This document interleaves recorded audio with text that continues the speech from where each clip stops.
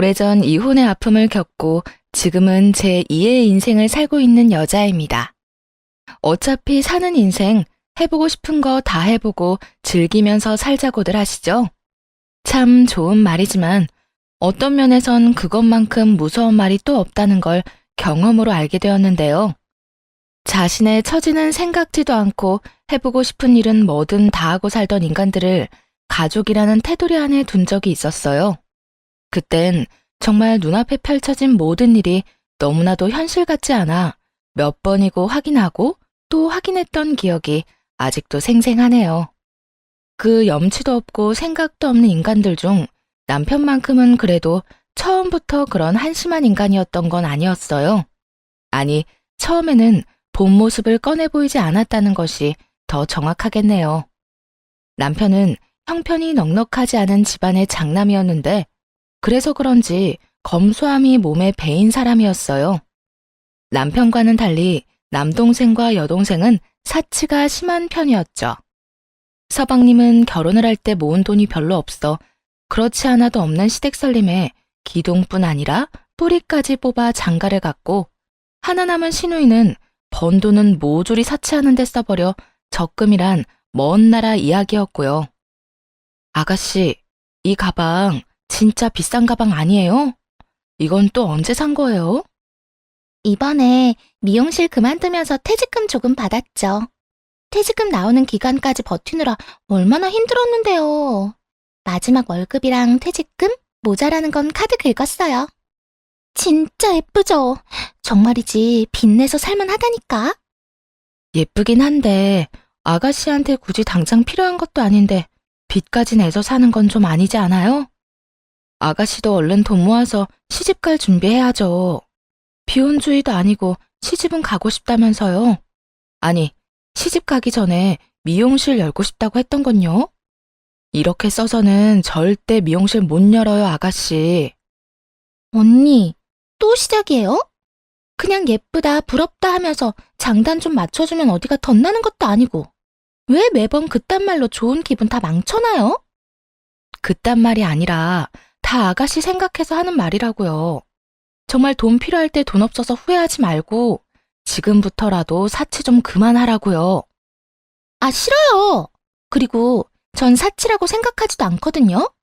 다 필요해서 사는 거고 사고 나면 스트레스도 풀린다고요. 그러니까 언니도 더는 나한테 잔소리 좀 하지 마세요. 기껏 걱정돼야 하는 말에 시누이는 짜증만 내기 일쑤였고 어느 순간부턴 말도 꺼내지 않게 되더라고요. 지금 생각하면 남편 역시 똑같은 인간이구나 싶지만 아무것도 몰랐던 그땐 내 남편은 저렇지 않아서 정말 다행이라는 생각을 참 많이 했던 것 같아요. 그 정도로 남편에 대한 믿음과 결혼 생활의 만족도가 높은 편이었고 남은 날들도 변함없이 그럴 것이라 믿어 의심치 않았죠. 하지만 시간이 흐르면 흐를수록 남편의 본 모습이 나오기 시작했네요. 점점 말을 함부로 하고 돈을 펑펑 쓴다 싶더니 할아버지가 돌아가시던 해에는 슬슬 본색을 드러내더군요. 사건의 시작은 아들 부잣집의 막내딸인 저를 유난히도 예뻐해 주시던 할아버지가 돌아가실 때 남긴 유산을 받으면서였어요. 할아버지는 평생 모은 재산이 꽤 있으신 편이었는데 오빠 3명에겐 현금을 그리고 저에겐 땅을 남기셨다고 하시더라고요. 시골이긴 하지만 꽤 큰 평수의 땅 말이에요. 막상 땅을 받은 당사자인 저는 그저 슬픔에 젖어 그런가 보다 하는데 상관도 없는 남편이 화를 내기 시작했어요. 할아버님은 당신을 예뻐하신 게 맞긴 맞아? 당신은 옆에서 다 지켜봐 놓고서도 몰라? 그런데 그건 갑자기 왜 물어? 예뻐했다고 하기엔 물려주신 게 너무 이상하잖아. 형님들은 다 현금으로 주고 당신만 땅이란 게 말이나 돼? 제일 예뻐하는 손녀한테 돈을 몰아주고 손자들한테 땅을 나눠주던가 하셨어야지. 이게 뭐야? 돈도 안 되는 구석진 시골 땅, 값어치도 없고 가지고 있으면 돈만 잡아먹는 골칫덩이 땅이잖아. 돌아가시는 그 순간까지 저를 생각하며 남긴 땅을 저딴 식으로 말하니 화가 나더라고요. 이 사건이 있기 전까진 점점 변해가는 남편의 모습을 보며 그럴 수도 있다, 사는 게 팍팍해서 그런 것이라고 이해하려 애썼는데 더는 이해하고 싶지도 않은 심정이었죠. 골칫덩이든 금싸라기든 당신하고는 아무 상관없는 내 땅이니까 당신은 더 이상 말도 하지 말고 상관하지도 마. 무슨 말을 그렇게 해? 부부는 일심동체. 몰라? 당신 재산이 곧 내 재산이고 너무 손해가 큰 것 같길래 안타까워서 한 말인데 그걸 그렇게 말하면 내가 얼마나 섭섭하겠어?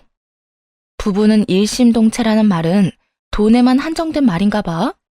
나는 마음이 너무 아파서 재산 이런 건 생각도 안 나는데 당신은 오로지 돈 하는 걸 보니 말이야. 그리고 난 당신이 그렇게 무시하는 할아버지 유산 당신이랑 나눠 쓸 생각도 없어. 그러니까 머리 아프게 괜히 비교하고 계산할 필요도 없어. 참나. 생각해서 말해줘도 이러니까 내가 무슨 말을 하겠어. 그리고 나도 그 값어치도 없는 땅 나눠준대도 안 해. 이거 왜 이래? 그래. 그러면 서로 걱정할 필요도 없고 더는 할아버지 유산 이야기 나눌 필요도 없는 거 맞지? 앞으로 내 앞에서 땅 이야기 꺼내지도 마. 그래. 더럽고 치사해서 내가 땅 이야기는 절대 안 한다. 됐어? 이렇게까지 땅 이야기는 절대 하지 않는다고 하던 남편. 저에게 하지 않는 대신 시모에게는 다 말한 모양이더라고요. 장례식을 치르고 집에서 슬픔에 젖어 있는데 목까지 붉어진 시모가 집으로 찾아왔으니까요. 어머님? 무슨 일이세요? 무슨 일이겠니? 네 할아버지 진짜 곱게 돌아가신 건 맞아? 돌아가시기 직전에 치매 걸리신 거 아니니? 네? 치매라뇨. 갑자기 찾아와서 그게 무슨 막말이에요? 내가 지금 막말 안 하게 생겼어? 살아생전 그렇게 예뻐하던 손녀한테 하필 그 돈도 안 되는 땅을 물려줬다는데 이게 치매 말고는 어떻게 설명되겠니? 네 오빠들은 전부 돈 줬다며. 당장 필요한 돈을 너한테 줬어야지. 유언장 확인해 봤니? 혹시 네 오빠들이 장난질 친 거 아니야? 들으면 들을수록 시모의 밑바닥이 보이는 것이 저것밖에 안 되는 인간을 시어머니라고 생각하고 살았나 싶더라고요. 이 상황을 만든 남편에 대한 실망감은 덤이었고요. 한편으로는 시모가 제 앞에서 젖 따위로 굴 수 있는 것도 제가 평소에 만만하게 보여서 그런가 하는 생각도 들었네요. 더는 할아버지에 대해 저딴 식으로 말하지 못하게 매운맛을 확실하게 보여주기로 마음먹었죠. 남편이나 어머님이나 계속 값어치 없는 땅이다, 골칫덩이 땅이다 하는데 시댁엔 남편한테 이런 땅이라도 물려줄 재산이나 있나요? 아니, 굳이 땅이 아니라도 뭐 득될 만한 뭐라도 물려줄 게 있어요? 물려줄 거라고는 아무것도 없으면서 왜 제가 받은 유산을 두고 이렇게 큰 소리 치는지 전 이해가 안 되네요. 그리고 저희 오빠들 그런 사람들 아니에요. 물려주신 돈 말고도 먹고 살 만큼은 다들 벌고 산다고요. 너 지금 우리 집 무시하는 거니? 그까지 땅 넓기만 넓지 처분하면 얼마 되지도 않는 거는 알고 무시하는 건지 모르겠네. 나 같으면 그딴 땅 물려주지도 않아. 그냥 기부하고 말지. 그딴 것도 유산이라고 물려준 네 할아버지나 그딴 걸 받았다고 이렇게 고개 빳빳이 들고 큰 소리 치는 너나 참 알만하다 알만해.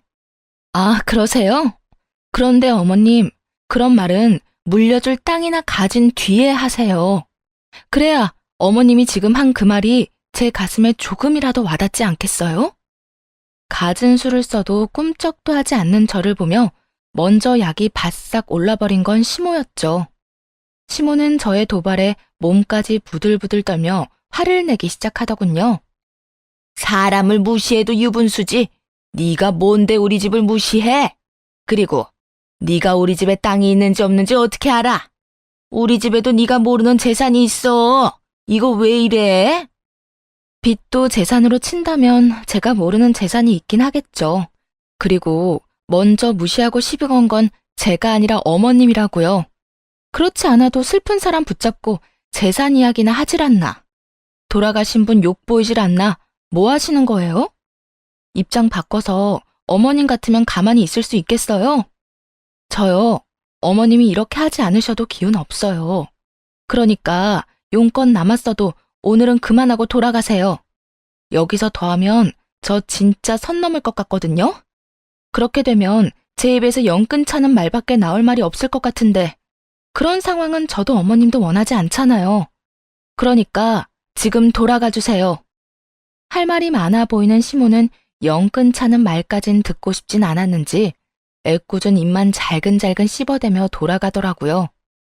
입산 아들만큼 입산 시모는 돌아가는 길에 저와 있었던 모든 일을 남편에게 말했고 남편과의 2차전이 또 시작되었죠. 진짜 해도 해도 너무한다. 어떻게 우리 엄마한테 그딴 식으로 말할 수가 있어? 물려줄 땅이라도 가지고 말하라고? 빚도 재산이면 재산이 있어? 당신 진짜 제정신이야? 우리 엄마 당신 시어머니야. 그냥 좀 아는 옆집 아줌마 아니라고. 당신 말 한 번 잘했네. 차라리 그냥 좀 아는 옆집 아줌마였다면 나도 그렇게까지 말하진 않았겠지. 어떻게 시어머니나 된다는 사람이 그렇지 않아도 힘든 며느리한테 할아버지가 돌아가시기 전에 치매 걸린 게 아니냐. 그딴 땅을 물려준 걸 보면 제정신 아닌 게 분명하다. 이딴 말을 해? 당신도 마찬가지야. 당신 그 이야기 꺼내지도 말랬더니 그 사이에 당신 엄마한테 가서 다 일러? 그딴 땅 필요 없다고 하더니 왜 그딴 말을 전해서 사람 힘들게 해? 내가 내 입으로 내가 말한다는데 그것도 허락받고 해야 하냐? 그리고 우리 엄마도 오죽했으면 그렇게 달려와서 그런 말까지 했겠어. 글쎄 난 괜찮다니까? 난 아무 상관없다는 말을 몇 번이나 해야 알아들을 거야. 진짜 마지막이야. 더는 당신 입에서나 어머님 입에서나 아니 당신 가족 그 어느 누구도 땅 이야기 꺼내는 일 없게끔 해. 다시 그 이야기 꺼내면 나 진짜 가만히 안 있을 거야. 좋은 말로 경고할 때 말귀를 알아들었다면 이런 식으로 말할 일도 없었을 텐데 말이죠. 남편은 결국 제 입에서 저런 말까지 나오게 만들더군요. 그렇게 서로에게 상처만 남긴 채 싸움은 끝이 나고 한동안 남편과는 서먹한 시간을 보내게 되었습니다. 답답하지 않았다면 거짓말이었죠. 그때까지만 해도 그저 실망감이 있었을 뿐 남편을 사랑하는 마음은 남아있는 상태였으니까요. 서먹한 시간이 지나고 조금씩 서운했던 마음도 풀리고 슬슬 평소의 모습으로 돌아와 일상을 되찾을 때쯤이었어요. 그저 화해하려고 잘해준다고 하기엔 조금 과할 만큼 남편이 잘해주기 시작하더군요. 여보, 오늘 저녁은 내가 할게. 설거지도. 어? 설거지까지? 당신 설거지하는 거 싫어하잖아. 그냥 오늘따라 당신 손에 물 한 방울 묻히게 하고 싶지 않네. 자꾸 캐묻지 말고 얼른 가서 씻고 와. 나오면 한상 거하게 차려져 있을 거니까 기대하고 말이야. 갑작스럽게 변해버린 건 남편뿐만이 아니었어요. 시모와 시누이까지 합세해 과한 친절을 베풀기 시작하더라고요. 시댁에 갔다 하면 절 부려먹기 바쁜 시모와 노려본다고 바쁜 시누이였는데 그때는 그저 절 못 쉬게 해 안달이 난 사람들처럼 굴었죠. 언니, 지금 뭐해요? 밥하려고요? 언니가 왜 밥을 해요?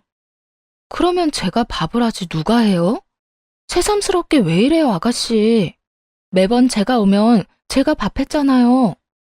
매번 그랬어도 이제부턴 하지 마요. 언니가 무슨 밥하려고 시집 온 것도 아니고. 엄마, 오늘은 그냥 배달시켜 먹자. 매일 먹는 집밥, 언니 힘들게 오늘까지 집밥 먹을 필요 없잖아. 그래, 그러자꾸나. 아가, 좀 쉬어. 일하고 살림한다고 힘들 텐데 아예 안방에 가서 좀 누워 있을래? 음식 오면 부르마. 네? 아니에요. 그냥 소파에 앉아 있을게요. 그럴래? 그러면 소파에 앉아서 텔레비전이나 좀 보고 있거라. 주방엔 할 일 없으니 얼씬도 하지 말고. 온 식구가 수상하게 행동하던 이 시기에 맞물려 시누이가 미용실 상가를 계약했다는 소식이 들려왔고 그래서 도움이라도 구하려고 친절을 베푸는가 보다 했네요. 그런데 이런 예상과는 달리 남편과 시댁에서는 그 어떤 부탁도 해오지 않더라고요. 굉장히 의아한 상황이었죠. 과도한 친절은 둘째치고 시누이가 얻은 상가는 저렴한 동네도 아닌 번화가 중에서도 비싼 상가였거든요. 아무리 생각해도 돈 나올 구멍이 없는 시댁에서는 해줄 만한 능력이 되지 않는 상황이었죠. 아무래도 이상했던 전 신우에게 연락을 해 떠보기로 했어요. 마침 오픈도 앞두고 있다고 하니 필요한 것 없냐고 물으며 자연스럽게 떠보기 좋은 기회라고 생각했습니다. 아가씨, 축하해요. 다음 주 오픈 맞죠? 뭐 필요한 거 있어요? 필요한 거요? 아직은 딱히 없는데. 생각해보고 생기면 말할게요. 네, 그렇게 해요. 그나저나 단골 손님이 빨리 생겨야 오빠도 걱정 떨칠 텐데. 오빠가 말을 안 해서 그렇지 아가씨 걱정 많이 해요. 큰돈 들여 마련해준 미용실인데 잘 돼야 우리 막내 동생 기편다고요. 아가씨가 그렇게 고마워하고 미안해했다면서요? 오빠가 더 많이 해주고 싶었는데 못해줘서 미안해하는 것 같더라고요. 어느 정도 남편의 도움이 들어갔을 거라 확신했고 슬며시 미끼를 던졌어요. 거의 반신반의한 상태였는데 괜히 찔린 신우이는 굳이 묻지도 않은 사실까지 술술 털어놓기 시작하더군요. 아, 오빠가 벌써 다 말했어요? 나한텐 그렇게 비밀로 하라더니 역시 부부 사이엔 비밀이 없나 봐요. 비밀이 어디 있어요. 한 집에서 한 입을 덮고 사는데. 며칠 전에 다 말하더라고요. 저도 잘했다고 했고요. 그렇구나. 하긴 그렇게 큰 돈을 썼는데 언제까지 언니한텐 비밀로 할 수 없겠죠. 이제 와서 하는 말인데 여기 상가 너무 비싸서 고민했는데 오빠가 떡하니 마련해준 거 있죠? 대출까지 받은 것도 알고 있죠. 정말 우리 오빠지만 너무 멋있다니까요. 거기에다 기계들도 다 새 기계로 사주고 저 진짜 열심히 해보려고요. 그래요. 이왕 하는 거 돈 아깝지 않게 열심히 해요. 최대한 태연한 척했지만 기가 막히고 황당해 목소리마저 떨려오더군요. 상가 보증금과 기계값이 한두 푼이 아닐 텐데 그 큰 돈을 저와 상의 한마디도 없이 심지어 대출까지 받아서 해줬다는 것이 정말 사실인가 싶기도 했어요. 혼자 속을 썩여봤자 해결될 일이 아니었기에 그날 저녁 곧장 남편에게 어떻게 된 일인지 캐물었죠. 여보, 아가씨 미용실 당신이 해준 거라며? 안에 들어가는 기계도 다 해준 것까지 다 알고 있으니까 거짓말할 생각하지 마. 그걸 어떻게 알았어? 지금 그게 중요해? 도대체 무슨 생각으로 그런 짓을 한 거냐고. 대충 계산해도 한두 푼이 아닌데 그것도 대출까지 받아서. 그 이자를 어떻게 감당하려고 그런 거야? 정말 화가 난 상태였고 남편도 큰일이 났다 싶었는지 무릎을 꿇고 눈물까지 흘리며 상황을 설명하기 시작했어요. 우선 당신한테 아무 말도 안 하고 혜수한테 그렇게 큰 돈 쓴 거 정말 미안하게 생각해. 그런데 당신도 잘 알잖아. 혜수, 자기 밥벌이도 못하고 정신 못 차리고 살았던 거. 그런 애가 유일하게 잘하는 게 미용인데 그걸로 자기 살 길 정도는 열어주고 싶었어. 그래서 나한테 말도 안 하고 그딴 짓을 했단 말이야? 미안해. 그런데 당신이 생각하는 것만큼 큰 돈 쓰지 않았어. 보증금이 적은 대신 월세가 비싸서 목돈 들어간 것도 아니고 기계도 생각보다 많이 사지도 않았어. 대출 받은 것도 내가 3개월만 갚으면 나머지는 혜수가 책임지고 갚는다고 각서도 썼고 말이야. 각서 보여줄게. 남편은 신우이와 쓴 각서까지 보이며 용서를 구해왔고 각서를 살펴보니 남편의 말이 거짓말 같진 않더라고요. 금액과 함께 3개월 이후엔 신우이가 대출금 변제를 책임지겠다는 내용이 있기도 했고요. 일단 알겠고 앞으로 어떻게 될지 지켜볼 거야. 그리고 당신도 이 자리에서 나한테 약속해줘. 무슨 일이 있어도 나한테 손 벌리거나 피해주지 않겠다고 말이야. 물론이지. 이 문제는 내가 다 알아서 해결할 테니까 당신은 신경 쓸 필요도 없어. 맹세할 수 있어. 여보, 고마워. 진짜 고마워. 화는 났지만 남편의 행동이 이해되지 않는 건 아니었어요. 저였더라도 동생을 도와주고 싶었을 테니까요. 거기에다 조금의 실력만 있다면 망할 수 없는 자리였던 터라 약속대로 3개월 후부턴 신우이가 그 대출금을 갚을 수 있을 거라 믿기도 했었고요. 그런데 이런 예상에 한 가지 변수가 생겨났습니다. 그건 없어도 너무 없는 신우이의 실력이었어요. 얼마나 실력이 없으면 개업 효과도 통하지 않더라고요. 처음 다녀간 손님이 엄청난 악플을 달았고 뒤이어 온 손님들의 반응도 별반 다르지 않았죠. 손님들의 반응이 그러면 잘못된 점을 고칠 생각해야 정상인데 아가씨는 그저 손님 탓, 장비 탓만 하고 있는 모양이었어요. 아가씨 미용실 검색해봤더니 반응이 너무 안 좋던데. 당신 알고 있어? 그렇지 않아도 해수 전화 와서 오는 소리 하더라. 예민한 손님이 왔었는데 그날따라 기계도 말을 안 들어서 고생 좀 했다고 하더라고. 그래? 그런데 찾아보니까 불만 가지는 사람이 한두 사람이 아니던데 아가씨 좀 더 배워야 하는 거 아니야? 아니면 다른 방법을 좀 연구하던지 말이야. 해수 말로는 손님들이 유난히 예민하다고 하니까 좀 더 기다려보자. 언젠가는 정상적인 손님이 오겠지. 제가 보기엔 상황이 꽤 심각해 보였는데 남편과 시누이는 대수롭지 않게 생각하는 듯 하더라고요. 그 안일한 생각 덕에 미용실엔 노랫소리만 가득했고 대박 날 거란 기대로 가득했던 미용실은 어느새 월세만 잡아먹는 상가가 되어버리고 있었습니다. 돈을 잡아먹는 건 월세뿐만이 아니었어요. 어쩌다 온 손님의 머리카락을 다 태워먹어 합의금까지 물려주게 생겼다고 하더라고요. 남편의 말을 들어보면 그나마 실력은 있다고 들었는데 도대체 그 실력으로 어떻게 미용실 열 생각을 다 했나 싶을 정도로 최악인 실력이었죠. 월세 낼 돈도 없는 시누이인데 합의금을 어떻게 마련하려나 했더니 역시나 남편이 해줬더라고요. 어려운 동생을 도울 수는 있다고 생각해요. 하지만 제가 화가 난 포인트는 선 도움, 후 통보로 일관하는 남편의 행동이었죠. 정확히는 통보도 아니었어요. 생활비 통장에서 갑자기 큰돈이 빠졌길래 닥달하니 그제야 말을 하더라고요.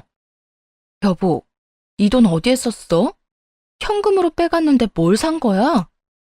아니, 그게 해수 합의금 해줬어. 당신 얼마 전에 나한테 무릎까지 꿇고 빈 거 기억 안 나? 그때 나한테 뭐라고 그랬어? 다신 이런 일 없을 거라며. 그렇게 큰 금액도 아니고 워낙 급한 상황이라 나도 어쩔 수가 없었어. 아무리 급해도 말을 했어야지, 말을. 당신이 계속 이런 식이면 내가 당신을 어떻게 믿어? 이제 시댁에 무슨 일 생길 때마다 당신이 다 해결해줬다고 생각하고 내가 당신 추궁하고 그렇게 피곤하게 굴어도 당신은 상관없는 거야? 그건 아닌데 나도 정말 급했다고. 당신 말대로 불과 얼마 전에 그런 일이 있었는데 내가 오죽 급했으면 당신한테 말도 못하고 돈부터 해줬겠어. 언제 들켜도 이상하지 않은 생활비 통장에서 돈 빼내면서? 그냥 좀 이해해주면 안 돼? 혜수도 나도 당신한테 말을 제대로 못해서 그렇지 요즘 힘들어. 장사는 마음처럼 잘 되지도 않지. 그런 와중에 손님한테 합의금도 해줘야 하지. 월세는 달마다 나가지 미칠 지경이라고. 남편은 도리어 큰 소리를 치며 하소연을 하기 시작했어요.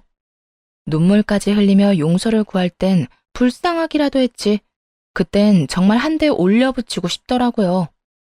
이런 심정을 대변하듯 제 목소리 역시 남편 못지않게 높아지고 있었죠. 그게 내 탓이야? 그게 내가 잘못한 일이냐고. 왜 내가 버리지도 않은 일 때문에 매번 이렇게 스트레스를 받아야 하냐고. 그리고 당신은 도대체 뭘 믿고 돈을 그렇게 쓰는 거야? 돈이 막 흘러 넘쳐? 아무리 아가씨 일 때문이라도 이건 해도 해도 너무하잖아. 그만 좀 해라, 그만 좀. 입장 바꿔서 당신 동생이 해수 입장이면 당신은 가만히 있을 수 있어? 아니잖아. 당신도 도와줬을 거잖아. 나도 그런 생각이 들어서 아가씨 미용실 해줬다고 했을 때 그냥 넘어간 거였어. 그런데 지금은 상황이 다르잖아. 그땐 희망이라도 있었지. 지금 아가씨 미용실에 무슨 희망이 있어? 하루라도 빨리 문 닫고 정리하는 게 득인 상황에 머리 감기는 알바까지 쓰고 그게 뭐 하는 짓이냐고. 그래, 당신 잘났다 잘났어. 셈이 빨라서 참 좋겠다. 그렇게 잘난 당신은 그냥 신경 쓰지 마. 앞으로 나도 생활비에는 손도 안 대고 내가 알아서 다 해결할 테니까. 더는 하고 싶은 말도 없었어요. 아니, 아예 말 자체를 섞고 싶지 않은 심정이었죠. 싸움만 시작했다 하면 저딴 식으로 상관 말라 하니 하고 싶은 말도 쏙 들어가지 않겠어요? 그저 남편을 노려보았고 남편은 방으로 들어가 버리더군요. 그리고 이틀 뒤 남편 놈이 갑자기 무릎을 꿇고 빌기 시작하더라고요. 여보, 그땐 내가 너무 미안했어. 나도 여러 가지 일로 스트레스 쌓인 상황에서 당신이 그렇게 몰아세우니까 순간적으로 이성을 잃었었나 봐. 내 속마음은 그게 아닌데 자꾸만 마음과는 전혀 다른 말이 나와서 나도 그만해야지 했는데 멈춰지지 않았어. 내가 진짜 미쳤었나 봐. 다신 그러지 않을게. 이틀이 지난 뒤라 흥분도 많이 가라앉은 뒤였고 바로 자존심도 다 버리고 숙이고 들어오는 남편을 보니 이번엔 정말 반성했겠지 싶기도 했어요. 정말 반성한 거 맞긴 해? 또 말로만 미안하다, 다신 그러지 않겠다 해놓고 나 몰래 또 사고 치는 건 아니냐고. 아니야, 절대 안 그래. 이제 혜수도 절대 사고 안 친다고 나한테 약속도 했고 손님 머리하면서 딴 생각 절대 안 한다고 했어. 거기에다 손님 없을 때 영상 찾아보면서 공부도 하더라니까. 이제 정말 그런 일 없어.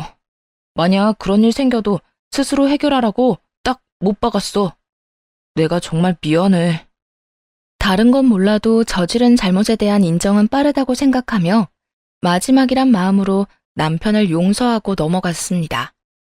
그런데 이러한 남편의 모든 행동엔 다른 의도가 있었더라고요.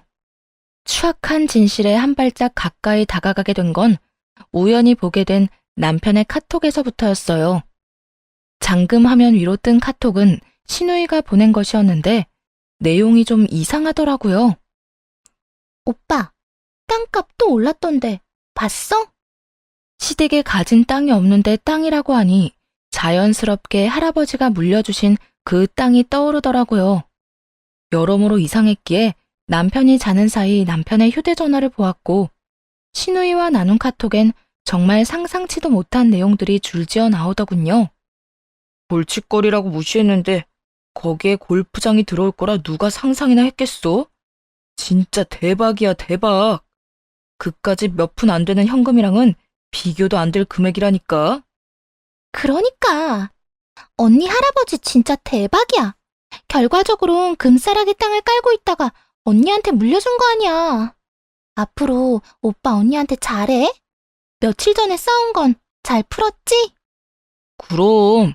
야, 이 오빠 또 무릎 꿇고 빌었다. 저번에 네 미용실 때도 꿇고 이번에 네 합의금 해줬다고 꿇고 내 무릎이 동생 때문에 나만 알지 모르겠다고.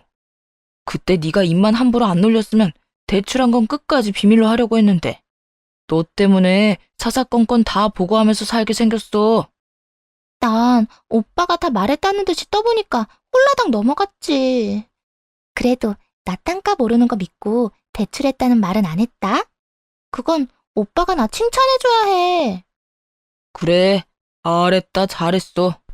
너 진짜 그것까지 말했으면 네 미용실은 문 열기도 전에 간판 내렸어야 했어. 어쨌든 앞으로도 말 조심해. 네 언니는 땅에 신경도 안 쓰는지 땅값 오르는지도 모르는 것 같은데 지금 살살 잘 꼬셔서 땅 팔 때 한몫 크게 떼오려면. 알겠어. 조심할게. 이렇게 속이고 있다는 사실만으로도 이혼 사유는 차고 넘치는데 더 큰 이혼 사유가 신우이의 카톡 바로 아래에 자리하고 있더라고요. 그건 바로 신우이의 가게에서 일하는 알바생과의 대화 내용이었죠. 오빠, 오늘도 나 보러 올 거지? 당연하지. 이제 혜수도 다 알아서 눈치 볼 필요도 없으니까 시간 될 때마다 갈게. 아니, 시간 없어도 우리 은미 보러 갈 거야. 너무 좋다. 원장님이 혹시라도 반대하면서 나 내쫓으면 어쩌나 했는데 생각보다 환영하는 분위기더라. 혜수 집사람 별로 안 좋아해. 지금은 그냥 뜯어먹을 게 있으니까 살살 기는 척 하는 것뿐이지. 나보다 집사람 더 싫어하는 게 혜수일걸? 정말? 어쩐지 오빠 와이프 이야기만 나오면 원장님 표정이 안 좋더라. 어쨌든 오늘 저녁에도 와서 마감 도와줘. 오빠 안 오면 나 혼자 너무 힘들단 말이야.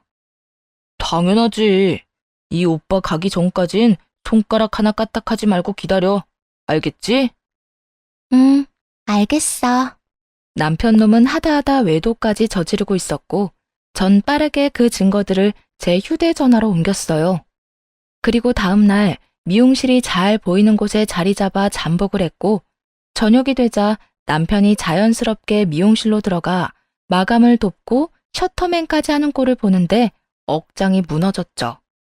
마감을 끝낸 두 사람은 자연스럽게 상간녀의 집으로 향했고, 그곳에서 12시가 조금 되기 전 남편이 나오더라고요. 최근 들어 야근이 잦다 싶더니 그 이유가 그곳에 있더군요. 이제 남은 것은 이혼, 한 가지뿐이었어요. 남편 놈이 다른 대안을 찾지 못하게 조용히 이혼을 준비해서 남편 회사로 소장을 보냈네요. 상간녀 소송도 했고 신우이에게 위자료 청구 소장도 보냈고 말이죠. 소장들이 주인을 찾아 잘 전달되었는지 남편과 신우이가 사이좋게 찾아오더라고요. 그리고 눈물 없이 들을 수 없는 사연을 늘어놓으며 빌기 시작했습니다. 여보, 이혼 소장 왔던데 갑자기 이혼은 무슨 이혼이야?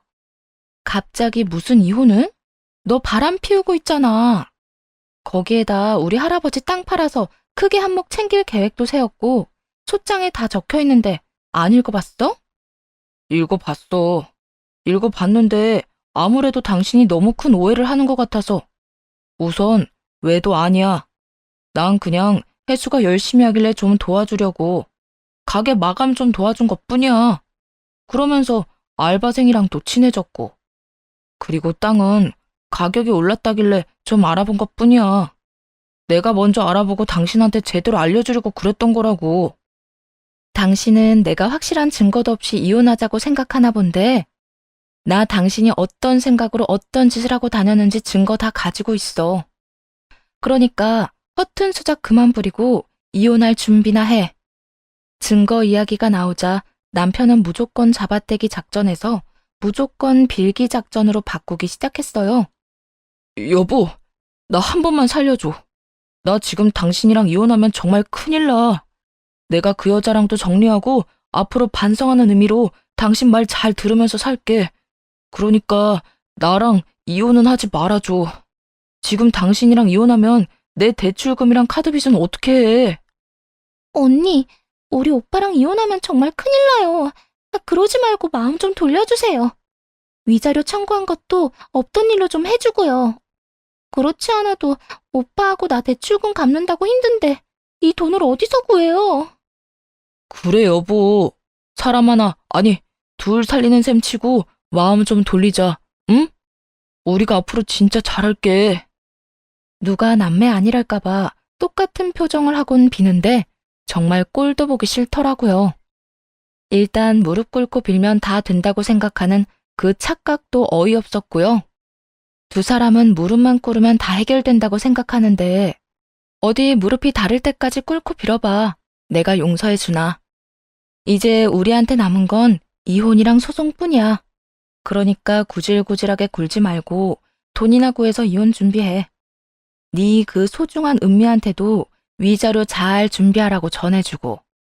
두 사람은 절규까지 하며 마지막까지 제 바짓가랑이를 붙잡고 빌었지만 저는 들은 척도 하지 않았고 빌다 지친 두 사람은 돌아가더군요. 이제 그 추잡한 꼴은 보지 않아도 된다 싶었는데 이번엔 상간녀가 찾아왔어요. 용건은 별반 다르지 않더군요. 어디서 많이 본 모양새로 빌기 시작했으니까요. 언니, 아니, 사모님, 제가 잘못했어요. 유부남이랑 그런 짓을 하면 안 되는 거였는데 원장님 오빠이기도 하고 이것저것 도와주면서 다가오니까 저로서는 어쩔 도리가 없었어요. 그래서 뭐 어쩌라는 건데. 앞으로 행복해라. 응원이라도 해주길 바래? 아니요, 절대 아니에요. 아니, 사모님 남편이랑은 헤어졌고, 다신 안 만날 거예요. 그러니까, 소송 좀 없던 일로 해주면 안 될까요? 저 돈 없어요. 하루 벌어 하루 사는 알바생이 그런 돈이 어디 있겠어요. 내가 그런 사정까지 들어줘야 해? 난 절대 그럴 생각 없거든. 그러게. 유부남을 누가 만나래? 넌 그 잠깐 쉽게 살려고 네 인생 말아먹은 거 두고두고 후회하면서 살아. 알겠어? 사모님, 그러지 말고 저 좀 불쌍하게 여기시고 한 번만 봐주세요. 사모님 남편 절대 다시는 안 만날게요.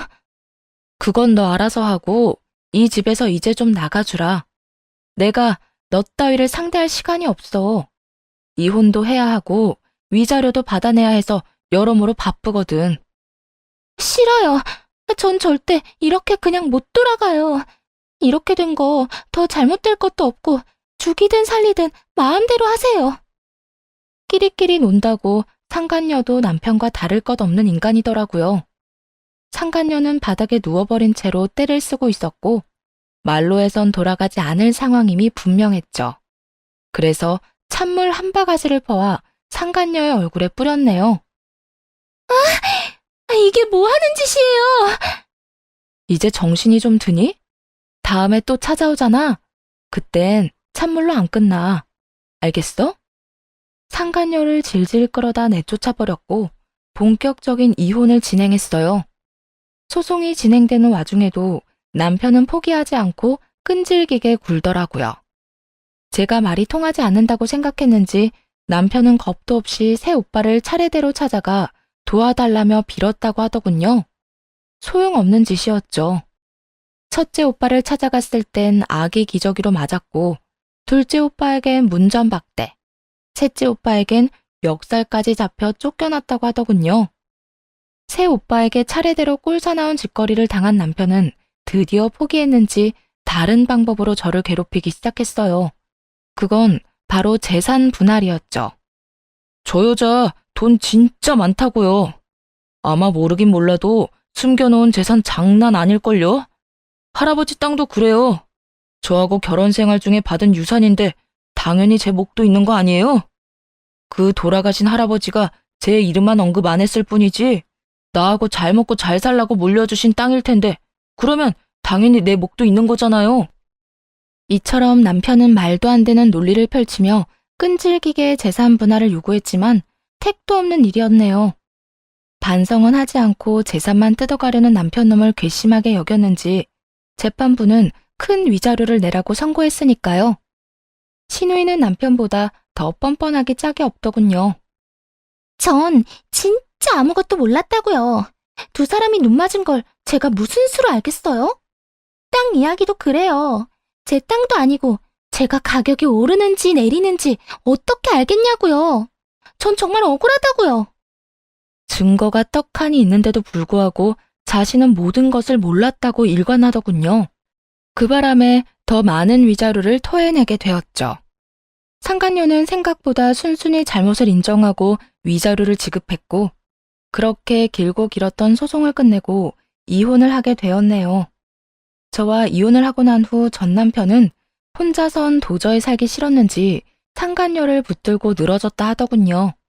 하지만 상황 파악이 빠른 상간녀는 그런 전 남편을 매몰차게 뿌리치고 도망쳐버렸다고 전해 들었어요.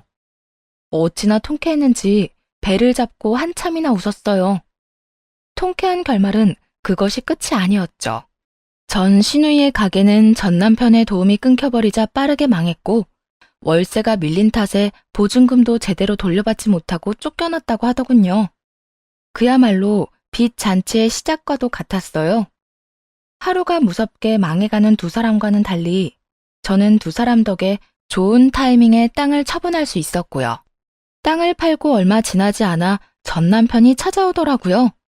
거지가 다 됐을 거라 생각했는데 생각보단 잘 차려입고 볼만한 모습으로 찾아왔더라고요. 빚쟁이한테 쫓겨다니는 줄 알았더니 생각보다 괜찮아 보이네. 그 빚 다 갚았어. 보시다시피 내가 요즘 좀 잘 나가. 이렇게 시작된 전 남편의 있는 척은 꽤 긴 시간 이어졌어요. 그래? 아쉽네.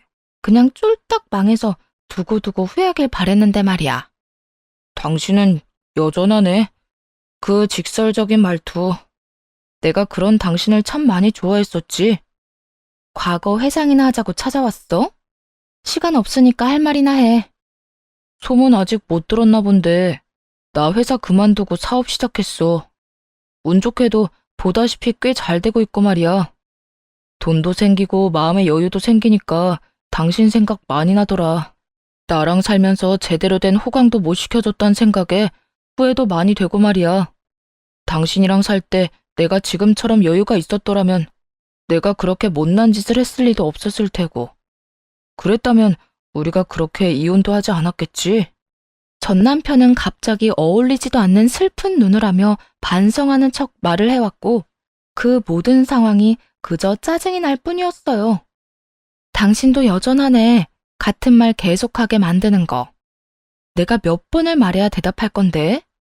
왜 찾아왔는지나 빨리 말하라고. 시답지 않은 말이나 해대던 전 남편은 제 닭달에 그제서야 준비한 말을 꺼내놓기 시작하더군요. 알겠어. 성질 급하기는. 내가 오늘 이렇게 찾아온 이유는 우리 다시 잘해보자는 말 하려고 왔어. 뭐? 잘해보자는 건 다시 결혼이라도 하잔 이 말이야? 결혼식까지 하고 싶다면 해도 되고 당신 하고 싶은 대로 다 해도 되니까 우리 다시 같이 살자. 내가 이번엔 당신 호강시켜줄게. 호강? 네가 나를 어떻게 호강시켜줄 건데?